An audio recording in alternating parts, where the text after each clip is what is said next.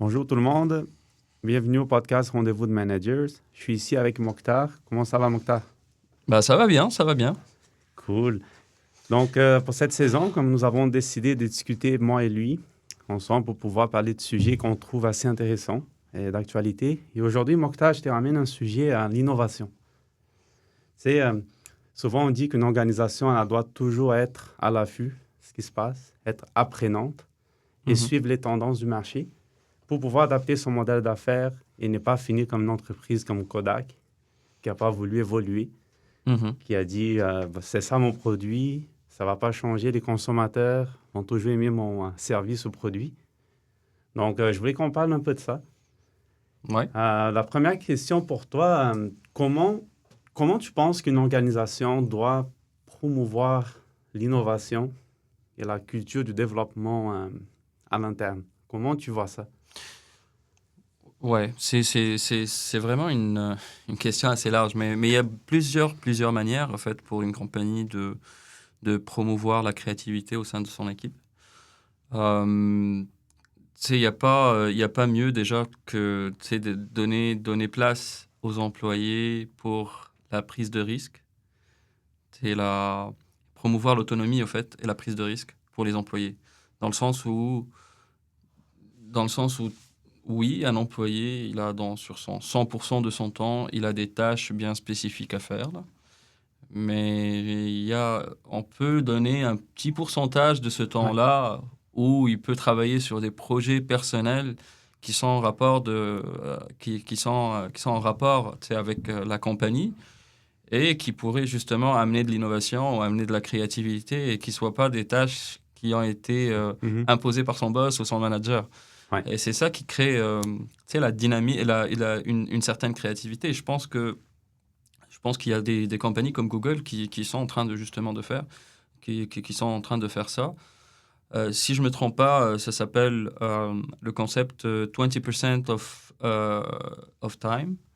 tu dois Et dépenser en exact. innovation et créativité. C'est ça. C'est Ouais, des employés, au fait, ils travaillent sur des projets qui n'ont aucun rapport avec leur projet de base. ouais, Et c'est ça, en fait, qui a fait, qui a permis à Google, d'ailleurs, de lancer Gmail, Google News, en fait. C'était des initiatives d'employés. complètement d'employés, en fait, qui ont commencé sur des projets comme ça. Ouais, Donc, je pense que c'est une des manières qui amène l'équipe à avoir une certaine créativité, qui amène aussi l'organisation à découvrir des choses ouais, qu'ils n'avaient même pas espéré découvrir au début. Tu sais. c'est ça. Après, il y a aussi, il faudrait tout le temps encadrer ça, parce que si on n'encadre pas ça, et si ça devient free for all, ça peut déraper rapidement. Donc après, c'est au manager de pouvoir encadrer, de connaître si une idée aussi, elle a de l'avenir ou pas, Ouais, d'essayer d'encadrer son équipe, en fait, pour que ça parte pas à droite et à gauche et que ça devient du n'importe quoi. c'est ça. Moi, je vois deux façons que j'essaie d'implémenter. C'est dans la définition des objectifs annuels. Je mets toujours un objectif qui dit pense à un projet d'amélioration continue, d'innovation, que tu vois une opportunité. Mhm. Déjà, ça va laisser l'employé vraiment motivé parce que genre, il sent que il peut ramener un projet que peut-être on va prendre en compte. On va analyser tout en équipe pour voir est-ce qu'il y a de l'avenir, il y a un gain, est-ce qu'il y a une valeur là-dessus. Et ça donne aussi l'opportunité que tout le monde révise qu'est-ce qu'on fait en ce moment et tu t'améliores, tu sais. Parce qu'il n'y a rien de Mhm. pire que juste dire, OK, tu fais A, B, C, D.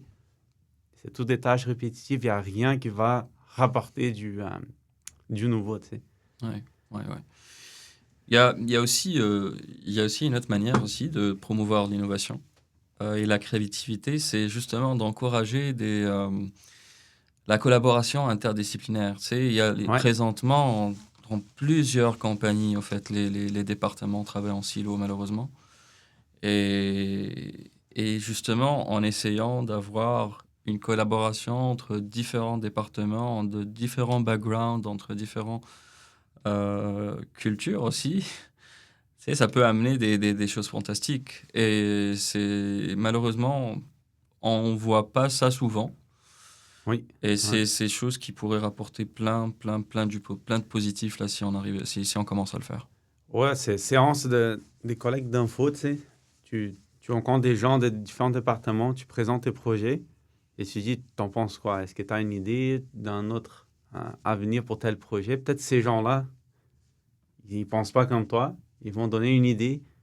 Hey, tu pourrais intégrer telle chose dans ton produit, tu pourrais faire tel système, tu peux faire telle implémentation d'un système de contrôle de qualité ou d'amélioration continue. Mhm. Et je pense que ça rapporte énormément. Parce que là, tu as un regard de quelqu'un qui vient d'ailleurs, qui n'a Ouais, pas le même mécanisme de réflexion que toi. ouais. Et ça, c'est vraiment payant, là. Ouais. Après, il faut rester. Tu sais, il y a quand même un risque à ça, là, si on le fait fréquemment et d'une manière non contrôlée, c'est que euh, ça peut amener à une perte de temps pour les différents C'est clair. départements, un épuisement, tu sais, parce que les gens, bah, ils vont plus savoir sur quoi travailler, en fait. Non, ça, c'est sûr. La job du manager, c'est des gens. Tu encadres, tu dis 80%, comme tu dis, t'entends, tu dois faire ça, parce qu'on doit être opérationnel. Mhm. Mais le 20%, choisis un moment de ta semaine, soit un vendredi en après-midi, qu'on sait que c'est plus ou moins tranquille.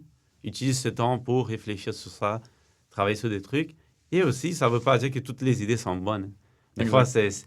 c'est juste une idée et là, tu réalises, est-ce que c'est réaliste? Est-ce qu'on peut la mettre en place? Ouais. Et ouais, c'est...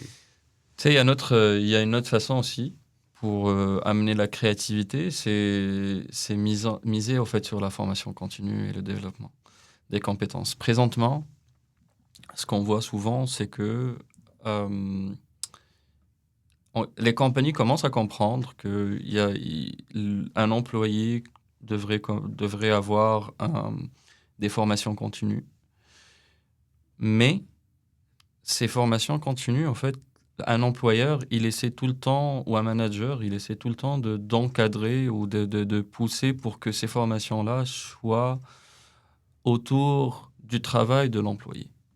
Ouais, ouais, Par contre, si on veut qu'un employé soit créatif, il faut un petit peu penser out of the box. Il faudrait, en fait, essayer de l'amener à faire même des formations qui n'ont pas forcément un lien direct avec son travail.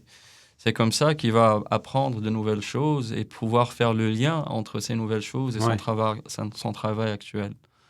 C'est ça. Il faut parler à ses employés. Il faut connaître ses intérêts, savoir, Ouais. tu t'intéresses à quoi comme sujet pour améliorer des compétences. Est-ce que tu as un thème que tu as toujours voulu apprendre?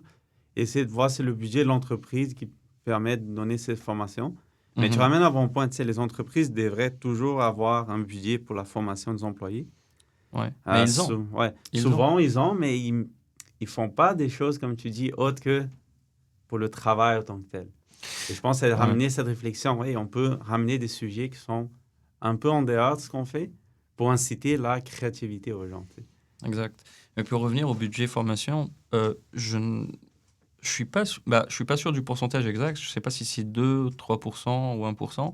M- 1% de la masse salariale, non? Exact. Ouais. Exact. Mais normalement, tu sais, tu as un pourcentage de la masse salariale qui est normalement qu'une compagnie pourrait utiliser pour des développements de compétences, là, Ouais. donc pour du training. Donc, ce budget-là, théoriquement, il existe. Ouais. Est-ce que toutes les compagnies l'utilisent? Reste à voir. Mais théoriquement, en tout cas au Québec, tu as le droit. Tu sais, un exemple, là, on sait que souvent, là, quelqu'un qui est technique, ça fait quelques années qu'il est très bon dans ce qu'il fait. Là, on veut le promouvoir pour gérer une équipe.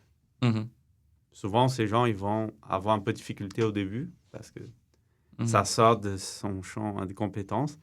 Je pense que l'entreprise peut ramener des formateurs pour introduire des concepts clés qu'un gestionnaire doit avoir gratuitement, payé par l'entreprise, mhm. pour s'assurer que ces gens qui commencent à gérer une équipe, être gestionnaire ou gérer des cadres, qu'ils aient le minimum des compétences nécessaires pour bien faire la job, tu sais. C'est des choses pour développer les soft skills.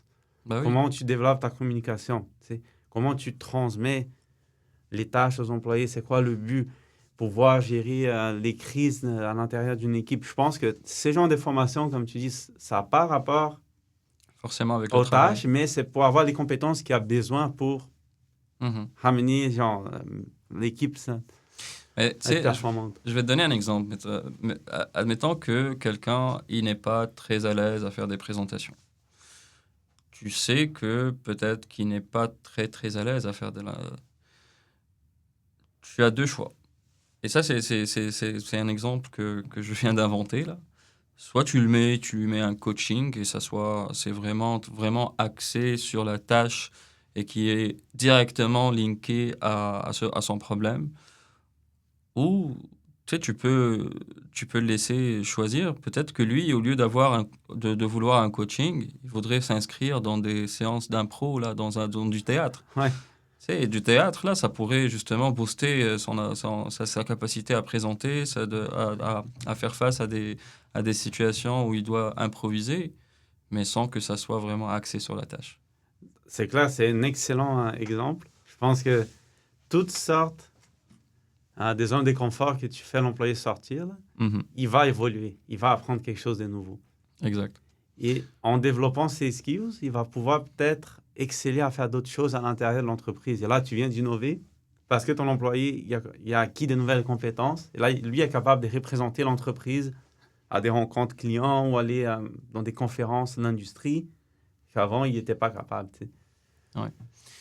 Il y a aussi des compagnies, justement, qui valorisent les contributions innovantes. Donc ça aussi, ça pourrait être un facteur qui pousse les gens vers Ouais, la créativité, dans le sens ils font des prix à chaque année à l'invention innovante ou un truc comme ça. Et donc c'est quelque chose euh, qui va pousser au fait l'employé une à récompense. exactement la Ouais, récompense. Tu sais, ça reste quelque chose d'archaïque. ouais. Mais ça reste quand même un moteur de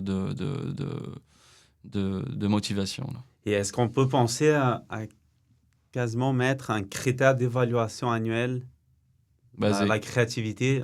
Comme ça, l'employé sait qu'il sera évalué s'il a ramené des réflexions. Si, tu sais, Exact.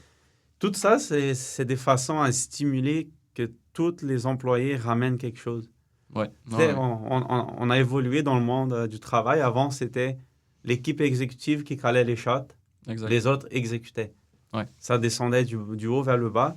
Je pense que toutes les entreprises qui consultent les gens qui sont en bas de l'échelle, c'est ces gens-là qui sont en contact avec les clients, qui ont accès, qui voient tous les problèmes. S'ils collectent ces infos, ils ont une vue plus globale. Tu sais. Absolument. Et c'est là qu'ils permettent de régler des problèmes rapidement au lieu de Ouais. traîner ça pendant longtemps. Tu sais. Bah, en fait, t'as absolument raison, parce que, tu sais, dans mon travail actuel, là, et c'est généralement, c'est le concept, c'est on, on s'éloigne un peu de l'innovation présentement, mais quand tu as mentionné l'exemple des problèmes c'est les gens du bas, ben c'est dans le lean manufacturing, lorsque tu veux améliorer les choses ou tu le fais pas avec l'équipe exécutive, là, C'est ça. tu le fais avec les gens du plancher. C'est eux qui sont en constante, c'est eux les parties prenantes qui sont en constante, euh, qui sont en constant, bah, face aux problèmes là, à chaque Ouais. jour. Et c'est eux qui vont donner des solutions. C'est pas le big boss dans son bureau là, qui va penser à une solution, là. Clairement. On n'est plus dans, dans cette structure-là où tout vient du haut, là, comme tu viens de le dire. Ouais. Et, c- et, et qu'on le veuille ou non, en fait, je pense que arriver à un stade de l'organisation, tu es plus dans la stratégie que dans l'innovation.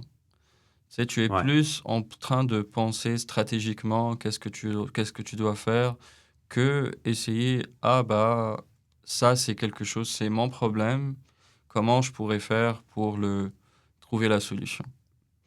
Donc C'est c'est, clair. Ouais. ouais. Donc, Et, je suis d'accord avec toi, là, c'est qu'il faudrait, tu sais, la partie innovation, là, il faudrait que ça vienne du bas, là. et aussi la veille, la veille technologique. Mhm, C'est, il faut toujours garder à l'affût comment ça évolue. Qu'est-ce qu'il y a de nouveau comme outil? mhm, C'est quoi qui se développe? Parce qu'en sachant ça, tu peux réviser les actifs et les matériels qu'on a. Et c'est pas peut-être qu'on peut ramener ça. Ça va améliorer la performance des employés. Ça va permettre qu'ils fassent un surplus. mhm. Et ça garde l'entreprise à jour. Il n'y a rien de pire que tu évolues pas pendant 30 ans. Et là, tout ce que tu as devient désuet. Et là, tu dois Ouais, faire le saut. Et là, ça va être un méchant saut qui peut mettre en arrêt toutes tes opérations. Ça coûte extrêmement cher. Donc, s'aimer cette idée au gestionnaire de rester à l'affût.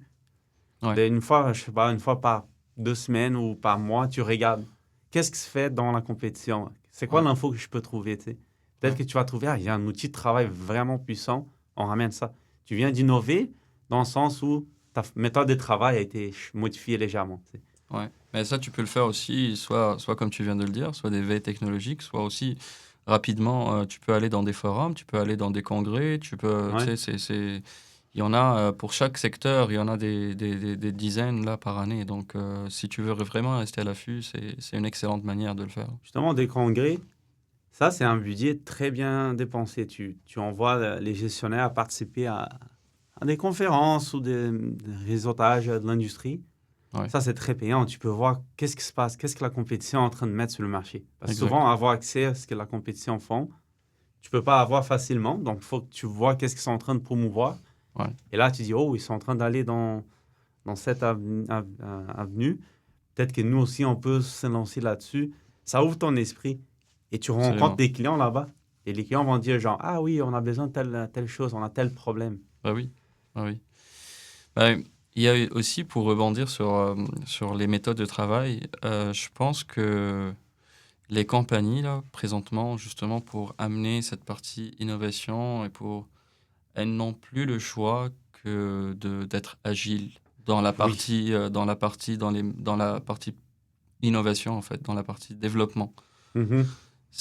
À mon avis, on n'est plus dans un système où tu passes 2 années pour faire un produit, pour faire déclencher une nouvelle innovation et te rendre compte qu'au final, là, c'est pas quelque chose de solide, là. Il faut vraiment être agile dans le sens pour essayer, au fait, de tester les idées rapidement, de les Ouais. adapter au marché actuel, parce que le marché, il est en constante évolution et avec les AI et avec tout ce qui se passe là, Ça, ça change très très rapidement. Donc, ça, c'est un excellent point. Je pense que il y a à peu près quoi, 40 ans, ça bougeait pas. Tu sais. Tu vendais des véhicules, Ford vendait des véhicules, c'était ça. On vend des véhicules. On n'a mhm, pas besoin de changer. Un véhicule, c'est un moyen de transport du point A au point B. Et là, aujourd'hui, c'est plus la même chose. Il y a toujours un nouvel outil qu'ils mettent dans le véhicule. Il y a toujours le consommateur qui cherche quelque chose qui est nouveau. Et si mhm, les entreprises veulent faire la tête dure et dire non, on ne change pas, on vend produit A sans modifier, c'est ça notre niche, mhm. tu meurs. Bah oui, bah oui. C'est, et genre, je pense que tout le monde a un rôle important là-dessus. Même si les gens qui écoutent disent, ah oui, mais au sein de mon organisation, je n'ai pas le pouvoir décisionnel. Oui, mais tu peux influencer les gens. Tu peux ramener ces points durant une rencontre exécutive ou avec tes gestionnaires. Tu dis, écoute, j'ai vu telle chose qui s'est fait dans l'industrie. Peut-être qu'on devrait regarder. Mhm. En discutant, tu ramènes l'idée parce que des fois, ces gens-là, ils n'ont pas le temps ou ils ne sont pas au courant de ce qui se passe. Et si quelqu'un commence à ramener ça, ça va peut-être inciter l'entreprise à prendre ça en considération. Tu sais. Ouais, ouais, ouais.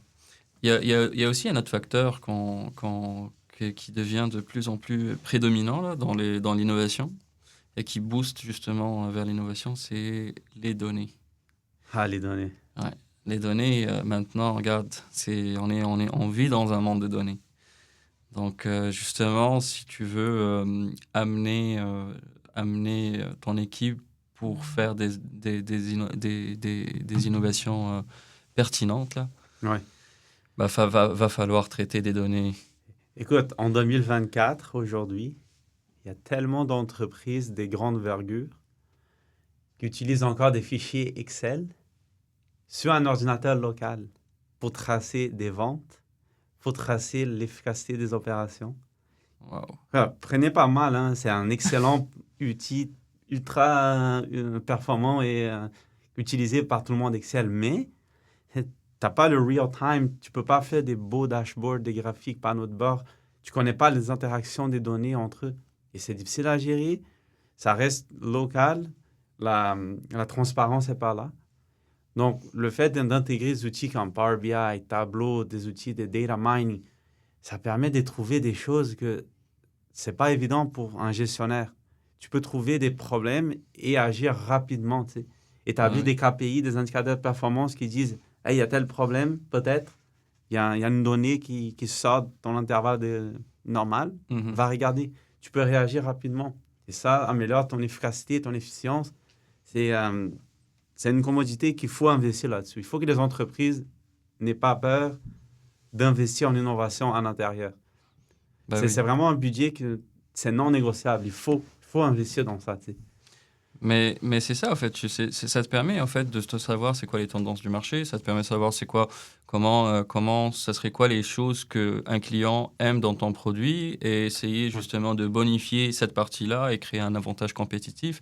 Ouais. Tu sais, comme Netflix, là, c'est le budget alloué à ces émissions, bah, c'est basé sur justement le nombre de vues Ouais. et par pays. Donc, on sait, par exemple, au Canada, ça serait quoi les émissions ou le type de film qui marche le mieux. Ouais. Et son budget, bah, il est alloué en fonction de ça. Là. C'est pas... Mais pense à toi autant que consommateur. Que tu ouvres ton Netflix et que tu as un choix des 1000 émissions. Mais juste cet outil banal de te montrer les choses que peuvent t'intéresser, ça te fait rester fidèle parce que tu n'as pas à te casser la tête à rechercher par toi-même. À un moment donné, tu vas lâcher, tu te dis, ah oui, c'est pas pour moi cette application. Il n'y a pas ce que je veux. Mais il y en a. C'est juste qu'il est perdu dans le bassin Mhm. d'opportunités. Mais c'est juste avoir un outil qui dit, en se basant sur tes préférences, voici ce que tu peux aimer. Mhm. On dirait que tu dis, ah, c'est la meilleure application au monde parce qu'il y a tout ce que j'aime, tout le temps. Tout le temps, quelque chose que j'aime. Mais ils te connaissent. Bah C'est la oui. même chose pour une entreprise, pour un client. Tu connais qu'est-ce que ton client en particulier, il aime. Au lieu de le laisser par lui-même de trouver quelque chose qui va l'intéresser, toi, tu cibles tes stratégies de marketing, ton stratégie de vente parce que tu sais qu'il y a Exact. un bon potentiel que le client va adhérer là-dessus. Tu sais. Bah oui. Il y a aussi le dernier point qui pourrait justement booster la créativité et l'innovation au sein d'une équipe. Je pense qu'on en a parlé dans un autre podcast, c'est la diversité et l'inclusion. Ouais. Ouais. Je pense que ça, plus ton équipe est diversifiée, là, c'est plus tu as des gens des différentes cultures qui justement pourraient amener des choses, des points de vue complètement différents Ouais. et pourraient amener vers quelque chose de magique, là. Et c'est ça, là.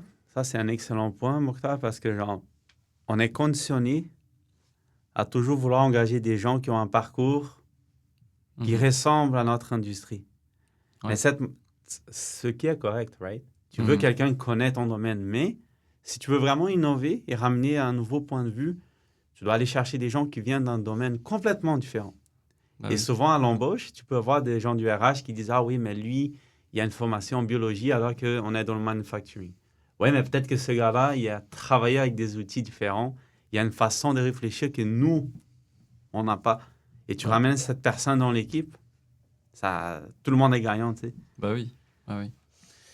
Donc, c'est ça. Moi, c'est un peu, je pense que c'est ça les points clés, là, si on veut booster l'innovation au sein d'une Ouais. équipe.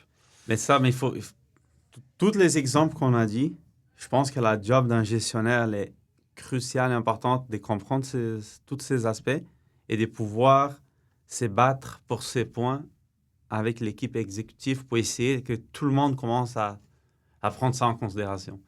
Exact. Je pense que tu as raison, t'as raison. Mais il y a aussi l'autre point au fait qu'un manager doit prendre en considération, c'est que